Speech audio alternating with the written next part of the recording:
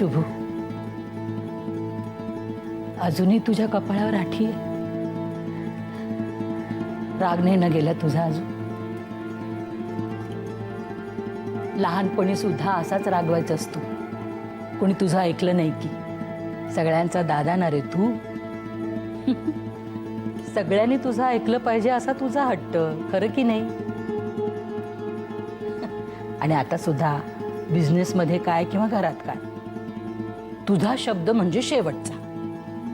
म्हणून कुणी तुझं ऐकलं नाही ना की तुला राग येतो, खरं की नाही? सांग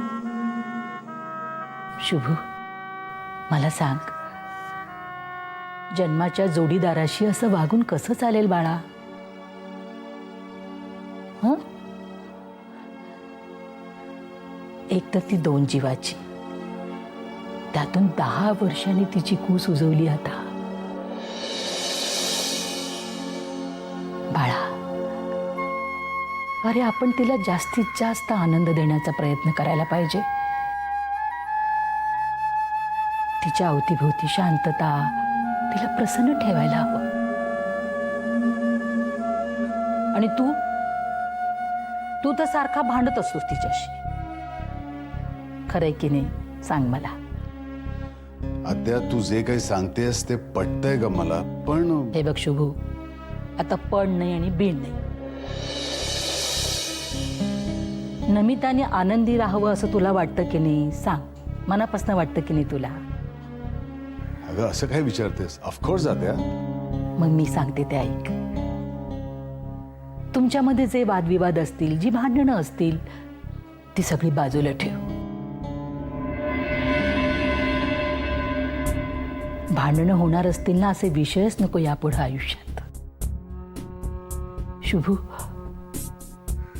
असं कर, तिला कुठेतरी बाहेर घेऊन जा, रम्य ठिकाणी. तुला सांगते, बाई जेव्हा गरोदर राहते ना, तेव्हा तिची नाळ फक्त तिच्या बाळाशीच जुळते असं नाही, तर ते बाळ देणाऱ्या पुरुषाशी सुद्धा तिचं नवीन नातं तयार होत असतं. अरे बाळाला जन्म देणं म्हणजे फक्त बाईचा पुनर्जन्म नसतो, पुरुषाचा सुद्धा पुनर्जन्म असतो. कारण ते दोघंही आई बाबा होणार असतात ना.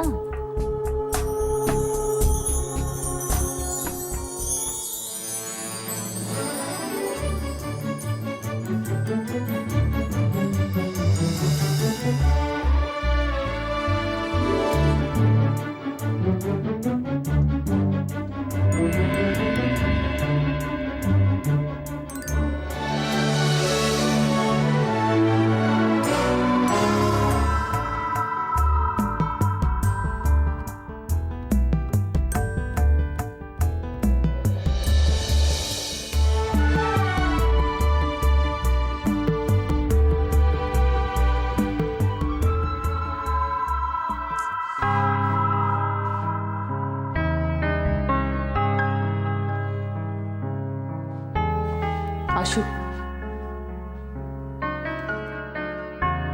ऍक्च्युली या सगळ्या सिच्युएशनमध्ये समीरने आईला ठणकावून सांगायला हवं की तू आशूला नाकारण्यात खूप मोठी चूक करतेस.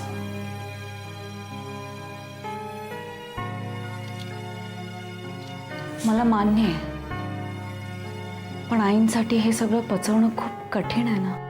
अरे मी जर का इतक्या भयंकर कोंडीत सापडले नसते तर मलाही हा पर्याय फारसा आवडला नसता. एक्झॅक्टली माझं सुद्धा हेच म्हणणं आहे. आईंनी एकदा तरी या गोष्टीचा विचार करायला हवा ना की तू जर अशा निर्णयापर्यंत येते तर नक्कीच अशी कुठली तरी कोंडीत पडणारी सिच्युएशन तुझ्या आयुष्यात आली असणार, आणि जी प्रिसाइजली त्यांच्यामुळे आणि समीरमुळे झाली. नकळतपणे असेल पण आली ना. आणि अशी स्पष्टच सांगते, तू जर हे पाऊल उचललं नसतं ना तर आई तर संपल्याच होत्या आणि समीर सुद्धा आत होता. किती ही फॅक्ट आहे अशू, पण ही त्यांना समजत नाही. समीरला सगळं पटतंय पण तो आईंना समजवू शकत नाहीये. अगं पण किती वेळ? हा? कधी समजावणार तो? आणि कोण समजावणार त्यांना? नाही, कुणीतरी त्यांना समजावायलाच हवं.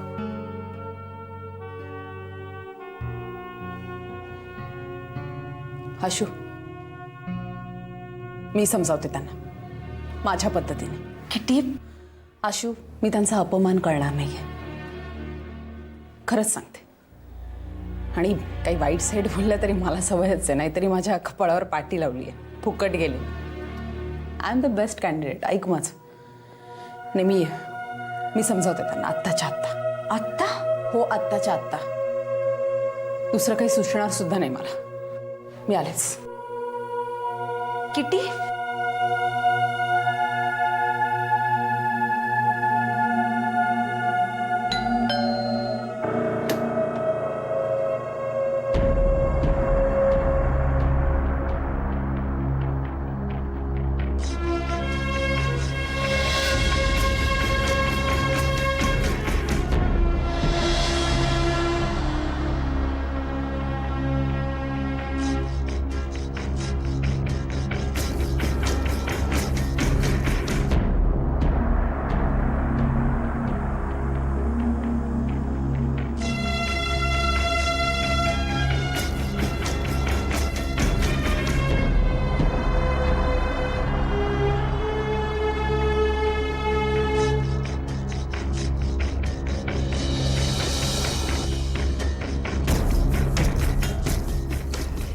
आई,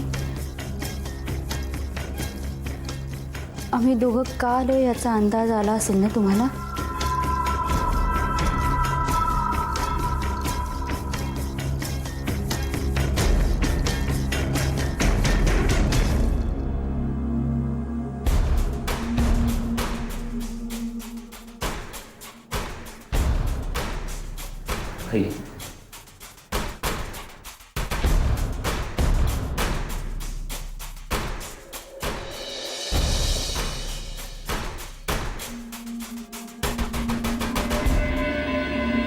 आई, मी अश्विनीची वकिली करते असं नाहीये, पण अश्विनीला तुम्ही सुद्धा लहानपणापासून ओळखता. किती साधी आणि सरळ मुलगी आहे तुम्हालाही ठाऊक आहे. हो ना, म्हणूनच धक्का बसलाय मला. आई, तुमची मनस्थिती कळते मला. अहो, आम्ही सुद्धा याच परिस्थितीतून गेलोय. आम्हाला जेव्हा पहिल्यांदा कळलं होतं तेव्हा सुद्धा खूप धक्का बसला होता. आणि माझा स्वभाव तो माहिती आहे तुम्हाला. खूप बोलले होते हो अश्विनीला मी. आणि यांनी तर अश्विनीची जन्मभर बोलायचं नाही अशीच प्रतिज्ञा केली.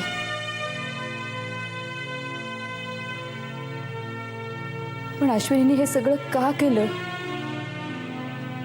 हे समजल्यावर मात्र तिच्या धैर्याचं आणि आपल्यावरच्या प्रेमाचं खरंच खूप कौतुक वाटतं मला. आणि आई, अश्विनीने हे जर केलं नसतं ना तर यांची नोकरी गेली असती, समीरला बेड्या पडल्या असत्या आणि तुमचं ऑपरेशन तर नंतर मरण पत्करलं असतं मी.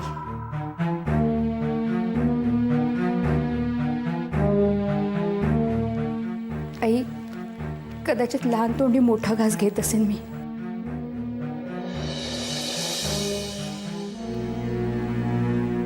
आपल्याला ना आपल्या मरणाचं कधीच काही वाटत नाही, कारण ते आपण स्वतः पत्करलेलं असतं. पण आपली प्रिय व्यक्ती जेव्हा मरणाच्या दाढेत उभी असते ना तेव्हा आपल्याला नाही सहन होते. त्यासाठी आपण कुठल्याही आगीत उडी मारायला तयार असतो.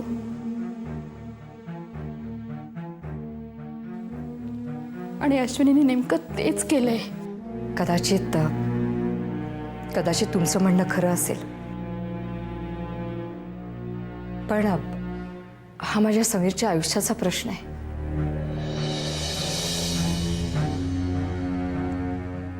माझ्या जागी तुम्ही स्वतःला ठेवून बघा ना. आपल्या होणाऱ्या मुलाची बायको लग्नाआधी गरोदर आहे, आणि ती सुद्धा तिसऱ्या माणसापासून, तर अशा मुलीला सून म्हणून पत्करणं मला तरी शक्य नाहीये.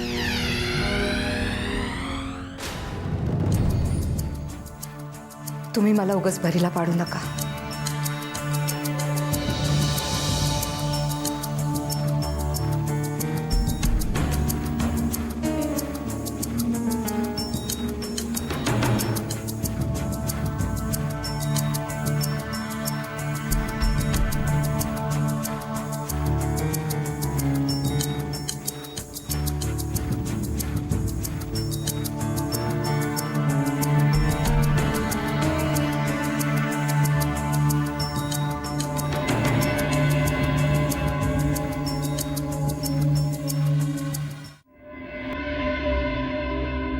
सरळ साध्या आयुष्याचं हे एकदम काय होऊन गेलं. एक स्वप्न काय पाहिलं अमेरिकेला जाण्याचं, आणि त्या स्वप्नाबरोबर सगळीच स्वप्न खळकन फुटली. माझ्यासाठी आशून असा घोर डिसिजन घेतला. तिचं चुकलं असं तरी कसं म्हणू मी. मला पूर्णपणे माहिती आहे की ती माझ्यावर किती प्रेम करते, पण आईचा तरी काय दोष आहे. तिच्या सगळ्या आशा माझ्यावरच एक ओढल्यात. हे मूल माझं आहे असं म्हणालो, तेही बिचारीने ऍक्सेप्ट केलं होतं. पण सरोगसीचं सत्य तिच्यावर अशा प्रकारे आदळलंय ना, शिवाय मीही खोटा ठरलो. कशाच्या जोरावर तिला समजावणार आता मी. आणि अशा परिस्थितीत आशूला तरी कसं एकटं टाकणार. देवा, आई की आशू, काय प्रश्न माझ्यासमोर उभा राहिलाय. याचं उत्तर अशक्य आहे.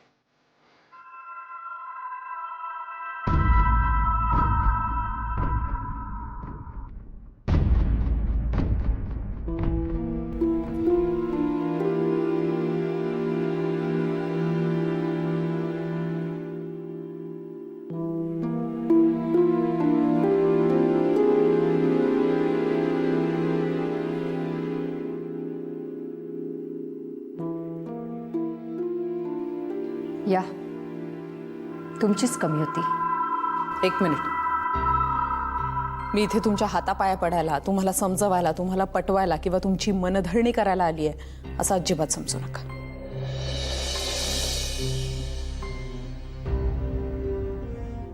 माझं डोकं सटकलंय. मी इथे तुमच्याशी भांडायला आली आहे हे आधीच क्लिअर करते.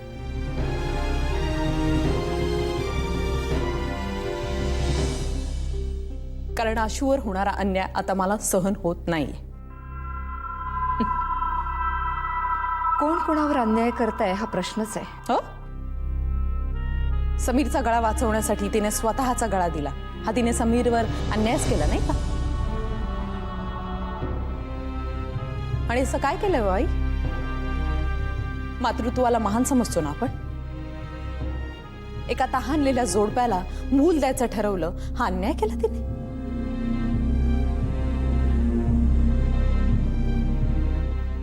हे सगळं करणं आशूसाठी सोपं नव्हतं आई.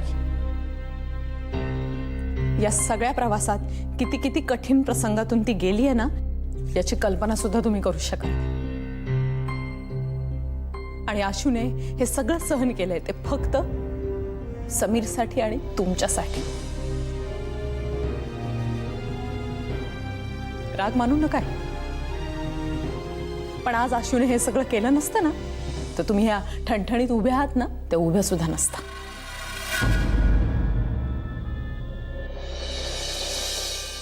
पण एवढं सगळं करून बिचाऱ्या आशूला काय मिळालं? ज्या माणसांसाठी तिने हे सगळं केलं ना,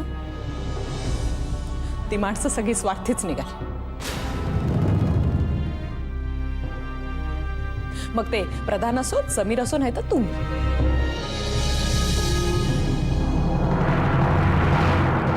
एक मिनिट किटी, एक मिनिट. कुणाला स्वार्थी म्हणतेस तू? ज्या आईनं हाडाची काढं करून आपल्या मुलाला त्याच्या बापामागे वाढवलं, त्या आईला हे मूळ माझंच आहे असं आशूकडे बोट दाखवल्यानंतर ती चूक सुद्धा पोटात घालणारी आहे ना. हे बघ, माझ्यावर स्वार्थीपणाचा आरोप करताना ना 4-4 वेळा विचार करतो. माझ्या दृष्टीनं माझ्या मुलाचं सुख हे सगळ्यात जास्त महत्वाचं आहे आणि ते जर चिखलानं बरबटलेलं असेल ना तर मी विरोध करणारच.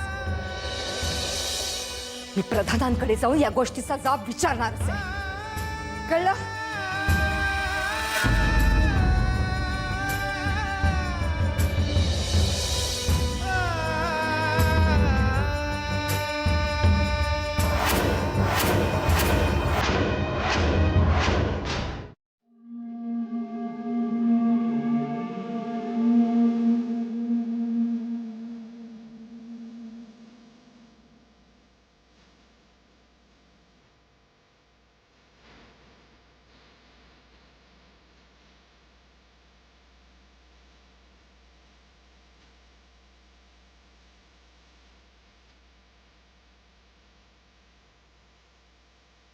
रागावलीस माझ्यावर.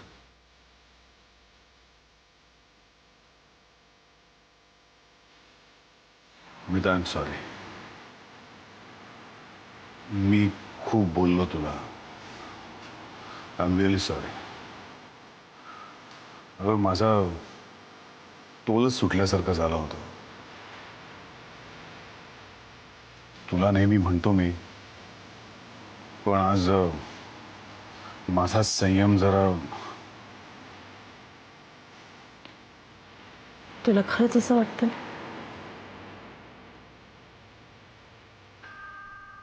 तुला खरं सांगू का, काय ना, आपण दोघेही थोडेसे हट्टी आहोत आणि ना त्यामुळे आपली भांडणं होतात सारखी. प्लीज तू रागावू नकोस माझ्यावर. नाही रे, मी तुझ्यावर नाही रागवले, पण हल्ली ना सगळंच इतकं विचित्र झालंय की काही वेळेला माझं मलाच काही कळेन असं होतं. असं वाटतं की सगळं आहे आपल्याकडे, पण मन मात्र रिकामच आहे. काहीतरी हरवत चाललंय, हातातनं सुटत चाललंय असं वाटतं.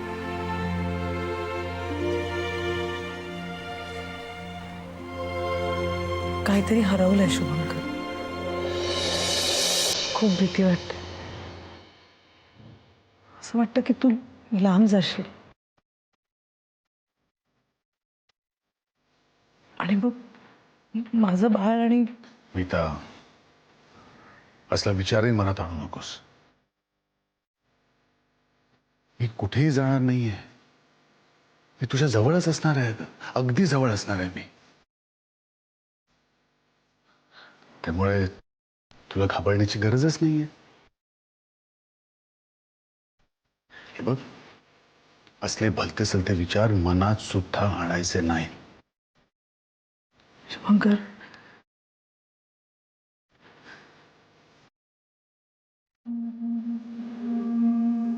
मीता, हे बघ, आता ना या असल्या गोष्टींचा विचार नाही करायचा. शांत ठेवायचं मन. हे तू माझं एक ऐकशील का? तू पुन्हा पूर्वीसारखी होशील. हसरी, सगळ्यांवर प्रेम करणारी माझी पूर्वीची मीता पाहिजे मला.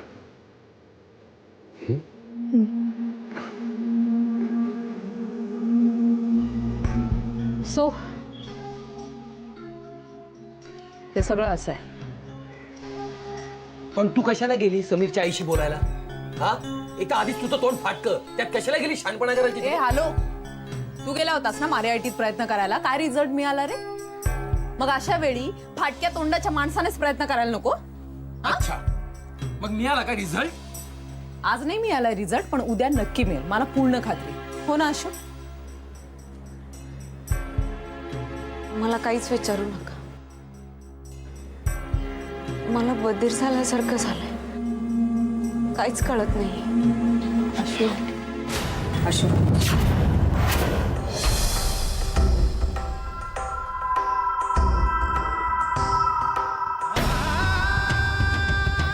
चल माझ्याबरोबर. पण आई कोणी मध्ये बोलणार नाहीये. चल अशू. आई पण कुठे?